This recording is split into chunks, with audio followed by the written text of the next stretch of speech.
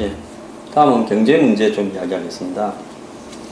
한국의 국가 경쟁력이 점점 떨어지고 있습니다. 2007년에는 11위라 했는데 지금 현재 그로부터 8년이 경과한 현재 2년째 26위라는 겁니다. 자, 국가 경쟁력에는 다양한 부분들이 포함되겠죠. 규제의 효율성, 정부가 하는 규제가 효율적인가, 정책 결정 과정이 투명한가, 그 다음에 이런 나머지 여러 가지 요인들이 다 이렇게 통합되어서 될 건데요. 기본적으로 보면 제도적 요인, 인프라, 거시경제, 보건 초등교육, 고등교육, 상품시장 효율성, 노동시장 효율성, 금융시장 효율성, 시장 규모, 기술 수용의 적극성, 기업 활동의 성숙도, 기업 혁신, 이런 것들이 항목별로 쭉 있어가지고 종합적으로 몇인가 이런 부분이 있는데요. 예를 들어서 한국 시장의 노동시장 효율성이 세계 몇인지 아십니까? 83입니다. 끝에서 몇 번째라는 거죠. 한국의 노동시장이 그만큼 비효율적이다. 그럼에도 불구하고 최근에 있었던 노동개혁 문제에 있어서 본격적인 노동시장의 구조를 왜곡시키는 요인들은 다루어지지도 못했습니다.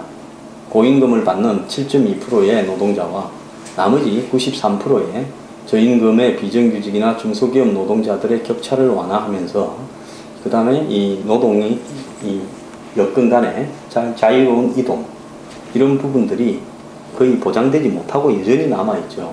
그래서 노동개혁을 현재 정부하는 대로 합의하더라도 한국의 노동시장 효율성이 과연 올라갈 것인가.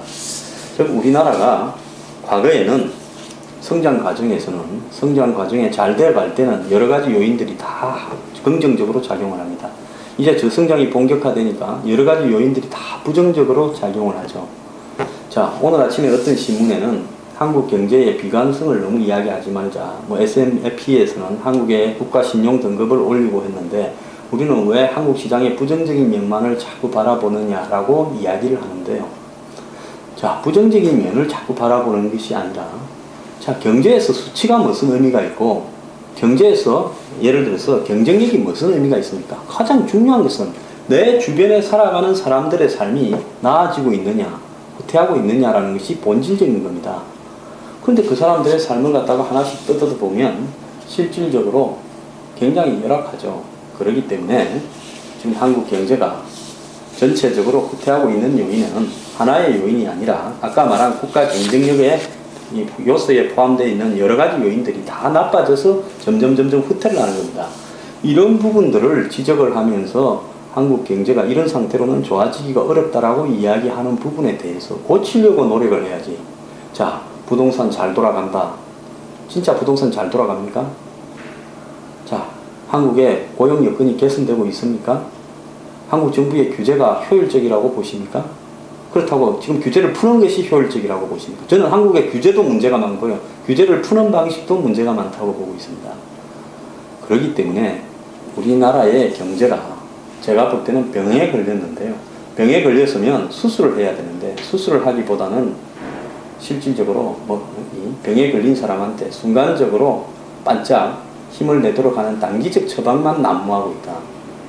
그래서 부동산 시장을 좀 띄워보다가 주식 시장을 좀 띄우려고 노력하다가 안 그러면 대외적으로 그냥 이 발표에서 이 블랙 프라이데이, 자 10월 초부터 10월 중순까지 이 한국의 코리안 블랙 프라이데이 해가지고 이 백화점이나 마트, 온라인 쇼핑몰 등이 할인해서 물건을 판다고 하는데요.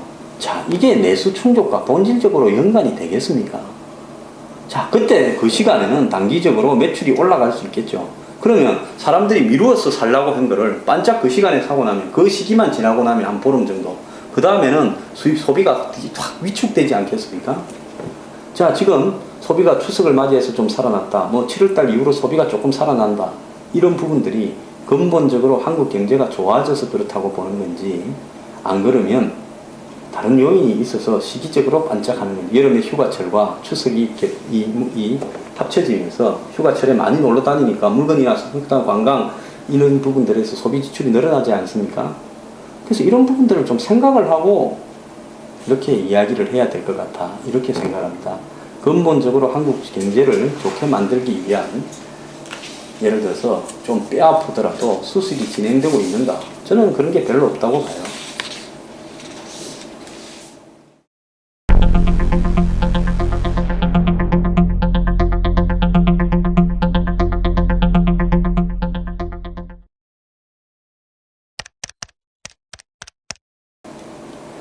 세금 효자라던 골프장이 지방세를 837억을 갖다가 체납을 했답니다.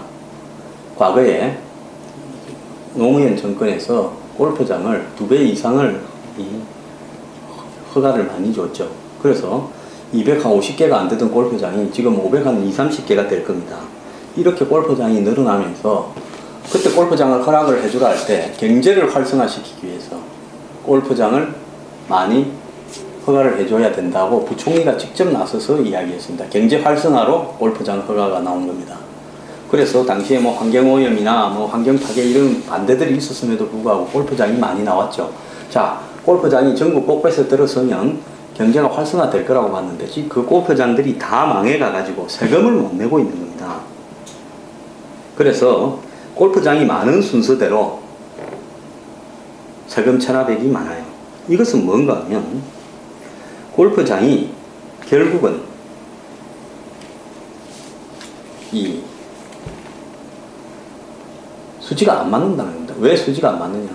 지금 과거보다 접대라든지 한마디로 골프 치는데 자기 돈으로 치는 사람이 별로 많지는 않다고 봅니다. 그런 상황에서 골프를 친다는 것은 가불관계에 의한 접대, 뇌물의 형태에 상당히 관련이 있었죠.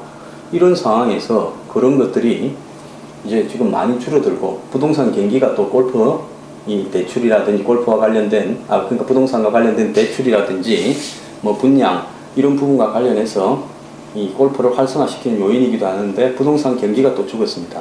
이러다 보니까 골프를 치러 가는 사람은 줄어드는데 골프장은 2배 이상 늘어났으니까 그 다음 골프장의 수익은 어떻게 되겠습니까? 적어지죠. 그래서 골프장들이 세금 낼 돈이 없어서 세금을 체납을 하는 겁니다. 자, 이런 상황에서 분양권을 갖다가 골프 분양권을 샀다가 그 분양권이 지금 가격이 많이 떨어졌죠. 몇 년 뒤에는 다시 현금으로 교환을 요구할 수도 있는데, 자, 골프 분양권을 샀던 사람들이 우리 다 이제 현금 받고 빠질란다 하니까 그 분양권을 바꿔주지 못하는 골프장들이 대부분입니다.